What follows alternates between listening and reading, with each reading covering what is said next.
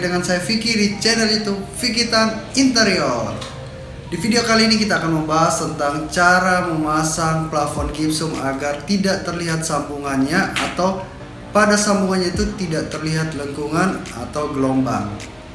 Di video ini saya tidak akan membahas gimana tutorial cara memasang gipsum atau plafon gipsum dari awal, tetapi saya akan memberikan trik atau tips di step-step tertentu agar ketika kita finishing cat, plafon kita itu tidak kasar atau tidak terlihat gelembung.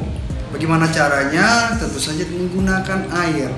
Teman-teman pasti bingung kan? Ya tentu saja. Jangankan teman-teman, tukang-tukang atau para profesional plafon gipsum sekalian atau yang di sekitar saya pun, ketika saya bilang untuk membuat ini tidak terlihat lengkungannya, saya bilang menggunakan air, saya malah ditertawakan.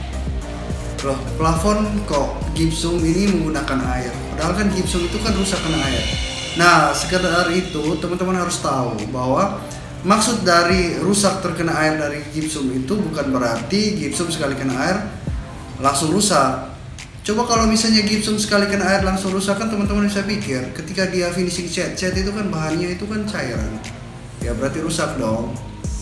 Ya, tetapi sebelum kita masuk ke video caranya, bagi teman-teman yang belum subscribe channel ini, saya mohon untuk subscribe channel ini dan jangan lupa klik lonceng agar teman-teman bisa mengikuti update terbaru dari video kita dan bisa mendapat informasi-informasi berharga dari Vikitan Interior. Oke, terima kasih buat yang sudah subscribe dan nonton video kita. Nah, sekarang kita masuk ke video tutorial untuk memasang plafon gipsum yang baik.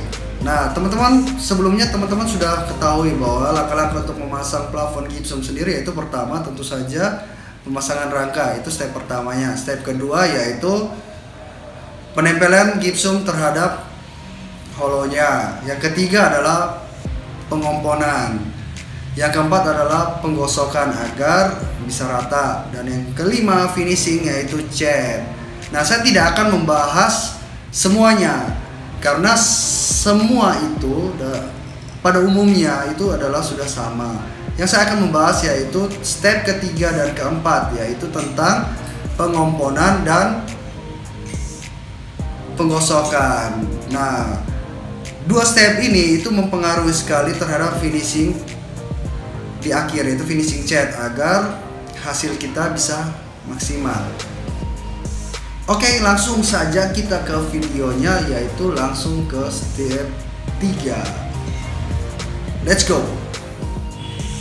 Ya, setelah teman-teman melakukan step pertama yaitu memasang rangka plafon dan step kedua adalah menempel gipsum, teman-teman akan masuk ke langkah ketiga yaitu pengomponan. Teman-teman harus perhatikan dengan betul bahwa pengomponan yang benar adalah teman-teman harus mengomponkan terlebih dahulu semua sambungan gipsum maupun bekas skrup pada gipsum. Karena pada pekerjaan yang lama atau konsep lama, mereka akan langsung menempelkan perban gipsum di sambungan tersebut. Tetapi saya tidak menyarankan itu, karena apabila kita menempelkan perban gipsum terlebih dahulu, otomatis ketika kita mengompon, rongga itu akan masuk begitu ditekan oleh kompon tersebut. Jadi teman-teman harus benar-benar memperhatikan bahwa teman-teman harus mengomponnya terlebih dahulu, tunggu beberapa saat sampai komponnya lumayan kering, baru teman-teman taruh atau tempel perban gipsum tersebut. Semua pekerjaan plafon yang dikerjakan oleh tim kami, tentu saja saya akan menginstruksikan untuk memberikan kompon terlebih dahulu pada sambungan gipsum. Setelah itu baru kita memberikan kasa atau perban gipsum. Setelah beberapa saat baru kita melapisi lagi kasa tersebut dengan kompon. Memang bagi tukang-tukang tertentu atau orang-orang tertentu merasa pekerjaan ini jadi double. Tetapi menurut saya lebih baik kita kerja double atau pekerjaan kita bertambah sedikit agar kita bisa mendapatkan hasil yang maksimal. Nah, kita masuk ke step keempat yaitu proses penggosokan. Tukang plafon pada umumnya mereka akan langsung menggosok kompon kering dengan kertas pasir. Teman-teman bisa lihat di video tersebut ya. Tetapi saya tidak bilang cara ini salah, karena memang cara ini memang sudah dipakai sejak dahulu oleh tukang-tukang gipsum sebelumnya. Tetapi teman-teman bisa lihat di video ini, saya akan nunjukin cara saya sendiri yang saya temukan. Kita akan menggosok terlebih dahulu kompon kering tersebut dengan air. Nah, setelah teman-teman mengoleskan air di sambungan gipsum atau kompon yang sudah kering tersebut, teman-teman lalu menggosok sambungan tersebut atau kompon tersebut hingga merata.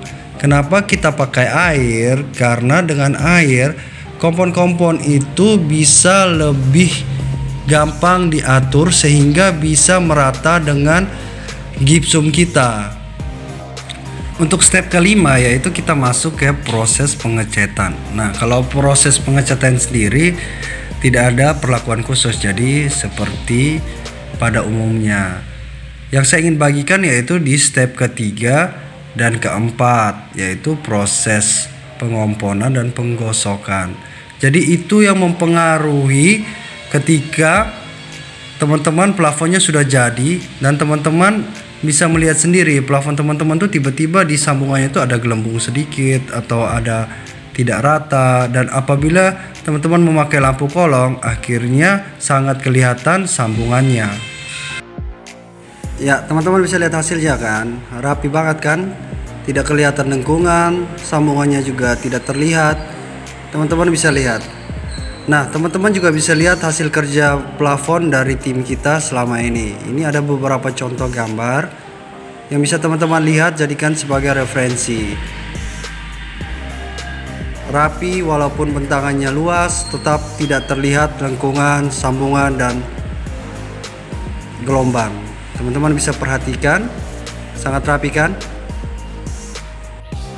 Nah, teman-teman sudah lihat kan di video tadi, di step ketiga dan keempat itu adalah tips dan triknya kita agar plafon kita tidak gelombang atau di sambungannya itu tidak kelihatan. Jadi banyak sekali tukang yang sharing ke saya, loh ngapain itu jadi buat kerjaan kita bertambah, waktu kita tambah panjang. Ya saya jawab, ya nggak masalah, yang penting klien itu puas kan. Jadi kita bisa mendapatkan hasil yang maksimal.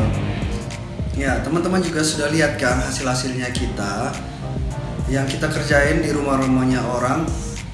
Plafon-plafonnya itu kan rapi kan, jadi walaupun kita menggunakan lampu kolong, sambungannya itu tidak kelihatan, jadi tidak kelihatan gelembung atau garis-garis. Jadi teman-teman bisa praktekkan sendiri. Jadi ketika teman-teman mengerjakan plafon teman-teman di rumah dan menggunakan tukang plafon, teman-teman bisa menyarankan mereka untuk menggosoknya itu pakai air, dan juga sambungannya itu teman-teman harus gosok dulu komponnya, baru dikasih plester gipsum, baru digosok lagi. Untuk air ya, banyak yang bilang, loh bukannya gipsum itu kena air malah rusak. Iya, memang cepat rusak, tapi bukan berarti kena air sekali langsung rusak. Maksud dari kena air atau rentan kena air itu yang intensitas airnya itu banyak ketika teman-teman mengerjakan plafon gitu. Jadi kalau misalnya gipsum itu cepat rusak karena air, berarti ketika teman-teman finishing cat, ya berarti bisa rusak dong. Cat itu kan cairan kan.